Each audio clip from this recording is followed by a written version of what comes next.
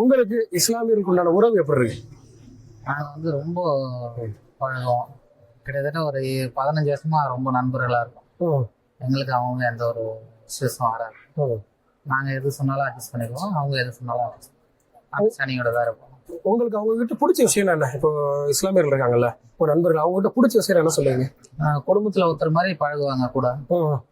அவங்க பார்த்தீங்கன்னா நண்பர் மாதிரி, குடும்பத்தில் ஒருத்தர் அண்ணன் தம்பி மாதிரி, வீட்டில் இருக்கிறவங்க ஒருத்தர் மாதிரி கூட பழகுவாங்க. ஆனால் இன்னைக்கு பொது வெளியில பார்த்தீங்கன்னா முஸ்லீம்கள்ட்ட பழகக்கூடாது, அவங்க வந்து உண்மையாகவே இருக்க மாட்டாங்க அப்படிங்கிற மாதிரி கருத்தெல்லாம் வைக்கிறாங்களா? நீங்க எப்படி பாக்குறீங்க? நாங்கள் இருக்கிற வரையும், எங்கள் கூட இருக்கிற வரையும் அந்த மாதிரி இஷ்யூஸ் இது வரையும் ஒரு பசங்க குடும்பத்தில் ஒருத்தர் தான் பார்ப்பாங்க. எங்களுக்கு என்ன பிரச்சனைனாலும் அவர் வந்து கலந்துப்பாரு.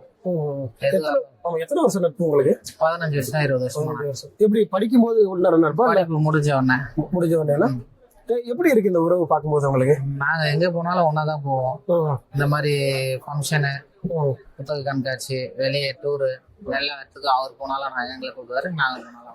15 வருஷமா அவங்க கூட ஃப்ரெண்டா இருக்கிறாங்கல்ல, என்னைக்காவது ஒரு நாள் வந்து நீ முஸ்லீமா மாறிடு அப்படின்னு உங்களை கட்டாயப்படுத்தி இருக்கிறாங்களா? அந்த மாதிரி எதுவும் இதுவரையும் சொன்னதில்லை. ஆனா இஸ்லாத்தை பத்தி சில விஷயங்கள் சொல்லியிருப்பாங்க, நிறைய சொல்லியிருக்காங்க. ஆனா அந்த மாதிரி இதுவரையும்